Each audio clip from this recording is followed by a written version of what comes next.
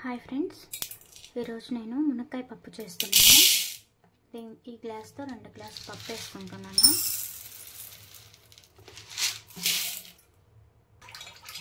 రెండు సార్లు నీళ్ళు వేసి బాగా కడుక్కోవాలి. ఫస్ట్ పప్పుని మెత్తగా విజిల్ పెట్టుకుందాం.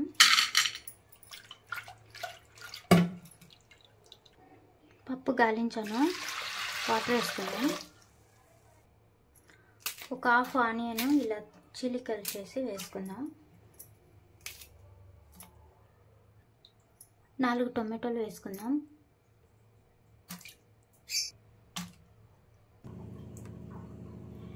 కొద్దిగా పసుపు, కొద్దిగా జీలకర్ర పౌడర్, 1 చెంచా ధనియాల పౌడర్, కరివేపాకు కొద్దిగా ఆయిల్, ఇంగువ కొద్దిగా, పచ్చిమిర్చి ఒక 10 ఉన్నాయి, తుంచి వేసుకుందాం.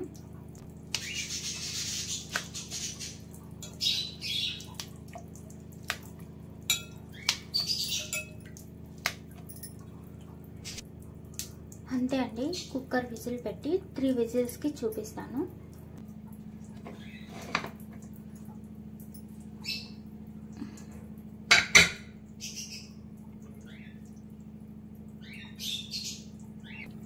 మూడు విజిల్స్ వచ్చాక చూపిస్తాను. పప్పు చూడండి ఫ్రెండ్స్, బాగా ఉడికిపోయింది. నీళ్ళు వంపేసి పోపు వేసుకుందాము.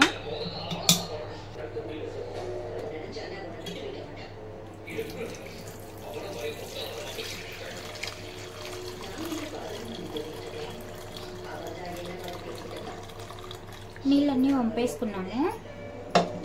ఉప్పు వేసి,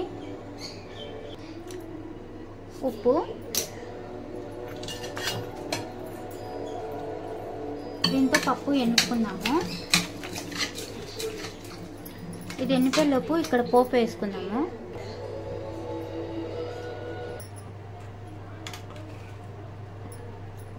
జీలకర్ర కొద్దిగా,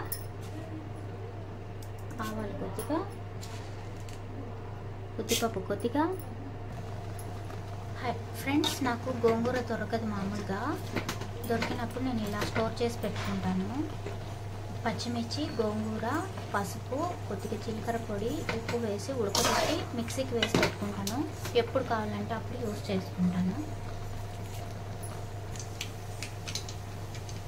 తెల్లగడ్డ పాయలు ఒక 4, పచ్చిమిర్చి 1, ఒక హాఫ్ ఆనియన్, కొద్దిగా కరివేపాకు, మునక్కాయలు వేసుకున్నాం. ఇప్పుడు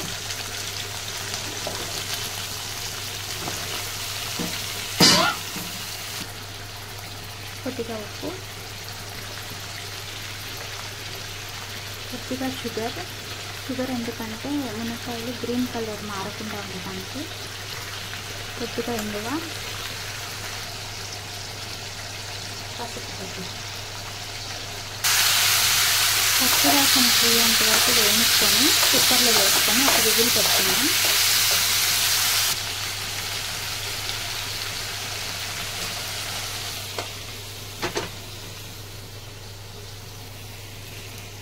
ఇందులో వేసేసుకున్నాం. కొద్దిగా చింతపండు పులుసు వేసుకున్నాం. చింతపండు వాటర్ ఇందులో వేసుకున్నాం.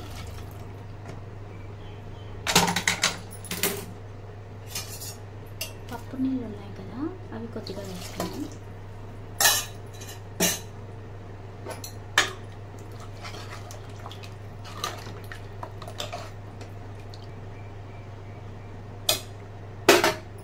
ఉప్పు కరెక్ట్గా ఉంది. ఒక్క విజిల్ రాకుండా ఆఫ్ చేసేసుకుందాం ప్రెషర్ పెట్టి. మునక్కాయ ఓపెన్ అవ్వకుండా నీట్గా ఉంటుంది.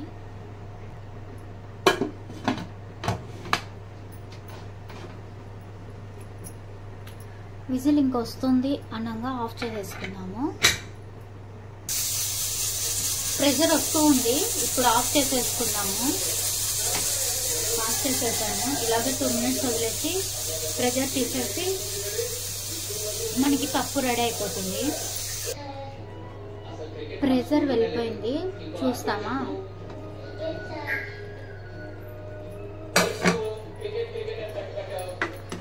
చూడండి, ఒక్క విజిల్ కూడా పెట్టకుండానే మునక్కాయ ఉడికిపోయింది.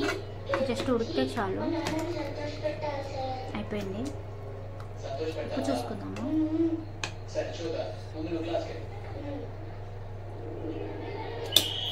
సూపర్గా ఉంది.